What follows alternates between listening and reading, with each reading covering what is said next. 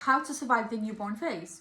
And trust me guys, I know a thing or two about dealing with newborns and just making your life easier and not being like depressed and feeling like you're behind on laundry, like, you know, all these things. Number one tip is have every other day. You could do this even every night if you want, but a warm bath before bed, I'm telling you, it just does something to them. Okay, so I have this like bath thing. I fill up the bath with warm water. Obviously it has to be the right temperature for your newborn, and I will just put them on this like little chair and just kind of like 5-minute bath or 4 minutes, it's up to you, but it's best to like leave them there for 5 minutes to just really warm.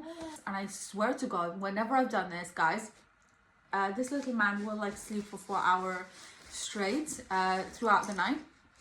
And I don't like to do this every day because I do kind of have to just offer my breast to him and like wake him up to feed, you know. But you can get a good rest, you know, you can have a night to yourself.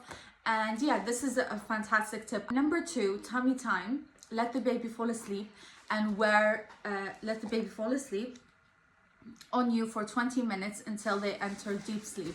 You can put them down and leave a top of yours next to them that smells like you know, like a sweaty top, smells of your breast milk, all these things, because the way you smell, it's like your body releases hormones for your baby to bond with you. So your baby just loves the way you smell, obviously, and you trick them. Basically, they think like you're still holding them or next to them. I've always done this with my kids. It works wonderful. But make sure like they're lying on you for like 20 minutes because babies will enter deep sleep after that time. Otherwise you're like in this constant cycle of like, oh my God, I just put them down and they just woke up, you know, things like that. Another tip with this tip here with the tummy time is that when it comes to having like co-sleeping, there's obviously divided mixed opinions, each to their own. But I find I have a cot for my baby, but the cot is connected to the bed.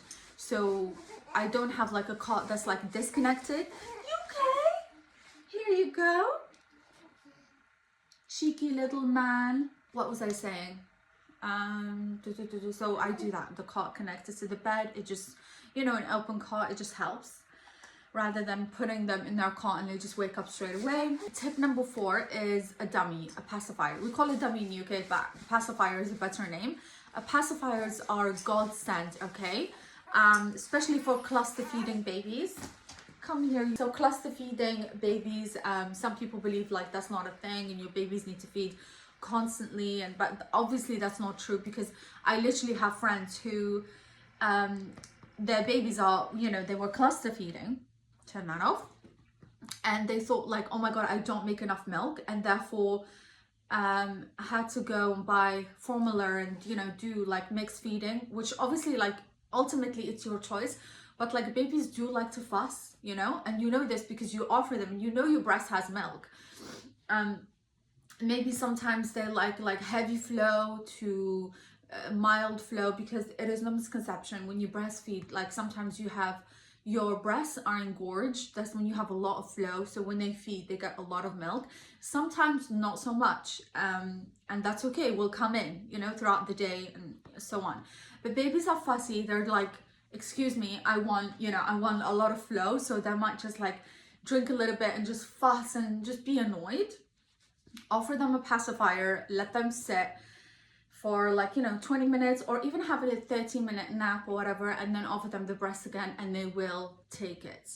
Cluster feeding is a real thing, guys, and that's where pacifiers are so helpful. It's soothing for them. Tip number 5, this is just for me personally, like I just think babies get bored. So sometimes we sleep upstairs where we have a cot connected to the bed, and sometimes we sleep here downstairs. We have this sofa. I love this sofa bed. Babies get bored. It is no misconception. I have a friend, like with her newborn, she was struggling because she was so tired and was constantly putting her baby to sleep or feeding him, or if he's fussing, just doing the same mundane routine. And babies, like I said, they get bored at this stage, 1 month old. You can buy them toys like this, play with them for 30 minutes, 40 minutes, and you'll know when they're like over it and they get bored, because they'll just look away. They're overly stimulated then, so you have to just like, you know, let them sleep. things like this. Very just, it doesn't take much because they're just so young right now. They're not gonna have many toys, but things like this, sitting with them, playing with them, practicing with them, like saying things like mama, baba, they like sounds like things like that, you know. Walk them. If you're breastfeeding and you notice they're not happy with you, feed them lying down. If they're not happy with that, you know, feed them sitting down. You have to try different things because they get bored, and this is such early development stage, so they are so like low maintenance, you know, because it doesn't take much to like settle a baby. Tip number 6, sleep training as a newborn versus sleep training from 6 months old. So I have 2 other children.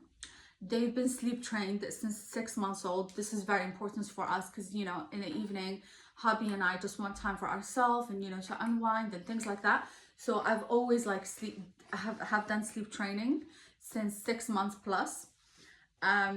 But you can also do sleep training for newborn. I haven't done it with him. I haven't done it with my other kids, but it is basically, in a nutshell, it's keeping your baby, your newborn awake, or like making throughout the day so they sleep throughout the night.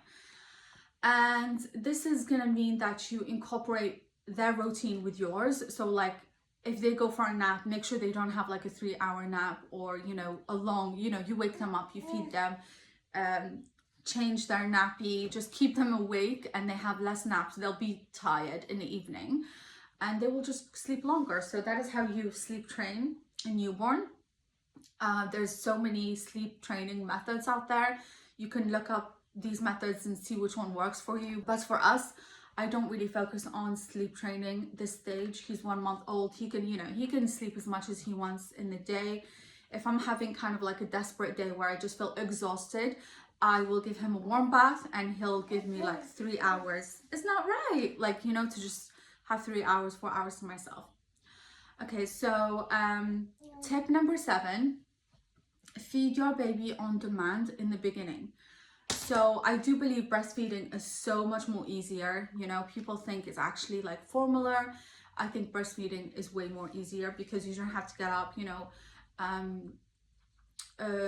boil the water, do your milk, all these things. But I think people misunderstand me. Like when I say this, I'm not shaming you for choosing formula. Ultimately, this is your life and, you know, your choice, and you can raise your baby however you want.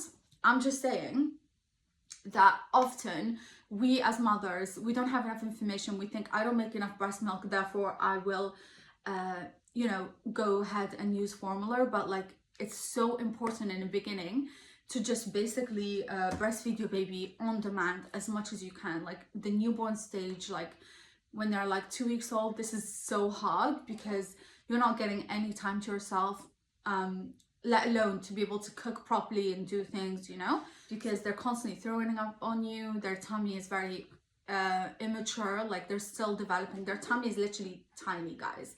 So you're constantly going through this cycle of like feeding them, they're throwing up on you.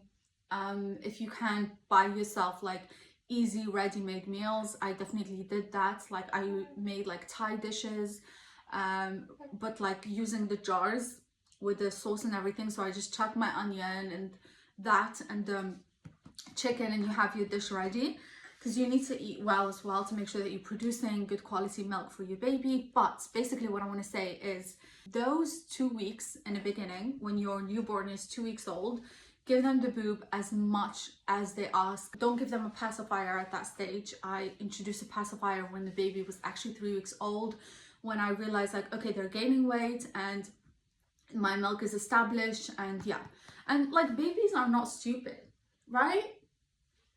They're just hopeless, because they will literally like spit the dummy out when they don't want it. Sometimes it's like he doesn't want the breast milk, you know, he wants to have a pacifier to self-soothe and just go to sleep. That is my tip, how to survive the newborn phase. It is not easy, but I really feel like I'm slowly returning to myself. I'm able to like put makeup on, feel good, go to the gym, things like that. And yeah, I've done this before, so I feel like I know what I'm doing. You know, what works for other children seems to be working for this cheeky little man too. Yeah. So yeah, I hope these tips help you.